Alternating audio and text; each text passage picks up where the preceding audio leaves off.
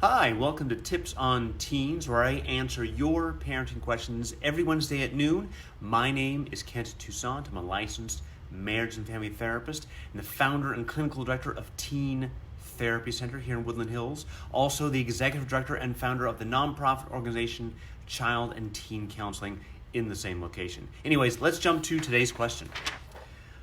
I am a single mom with 2 kids. They are with me most of the time on weekdays and every other weekend.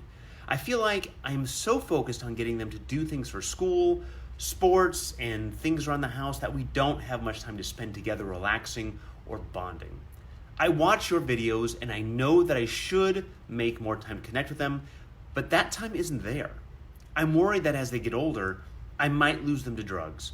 Their father and I are both in recovery, and it's not a problem with my kids right now, but I know I can't shelter them completely from drugs and alcohol with a packed schedule like mine. How do I make sure I'm connecting with them and teaching them basic personal responsibility? I think a lot of families can relate to this, whether the parents are in recovery or not in recovery. What I would say is this, and there's a lot with this question. First, there's a lot of priorities to take care of. School, homework, sports, doing the dishes, putting the laundry away, brushing teeth, getting to bed on time. Those are all real priorities and they're very important to most of us as parents. Another priority is also the connection, and that's an easy priority to toss aside, and I would encourage you to make sure we are not tossing that aside. That is more important than brushing teeth. That is more important than homework. That is more important than almost everything that we just listed, because that relationship, that positive relation between parent and child will help define that child's self-esteem and sense of self throughout their entire life. What they got on their spelling test or their essay is not going to have that big of an impact. Now, I'm not saying that school isn't important. It is. I'm not saying that making their bed and cleaning the room isn't important. It is. However, we don't want to throw away the relationship between parent and child for those things. Now, it's easier to focus on making the bed because you think, it's 5 minutes, just do it. Well, as we all know, getting a child to make a bed in under 5 minutes is not always an easy thing to do. So what I would say is this: you have a very limited amount of time because of your work schedule and your management of the kids. You're a single parent, so it's challenging. I'm also going to assume there's not a lot of support from cousins or other your siblings or grandparents. So let's assume that's not really the case.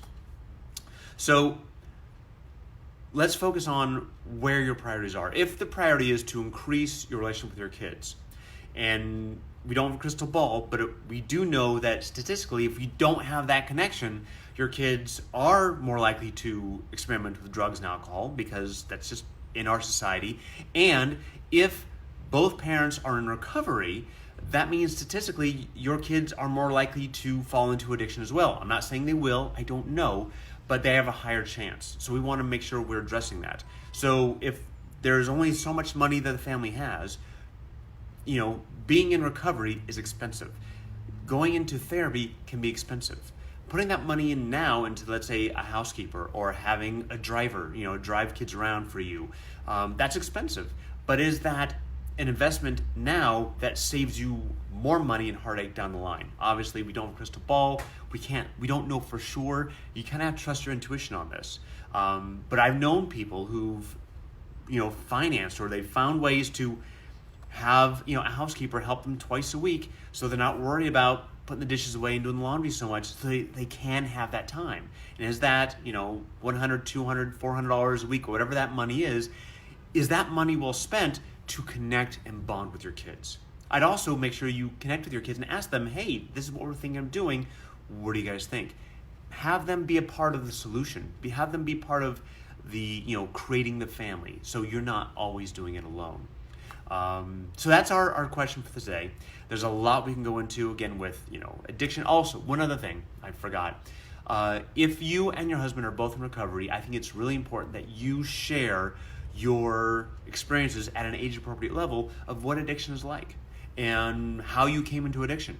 because no one starts out to be an addict. No one chooses, I'm going to be an addict. They start out by saying, hey, I'm going to try these drugs or drink this drink or whatever that is, and it's going to make me feel good, and I can handle it. Every addict start out saying, I can handle this.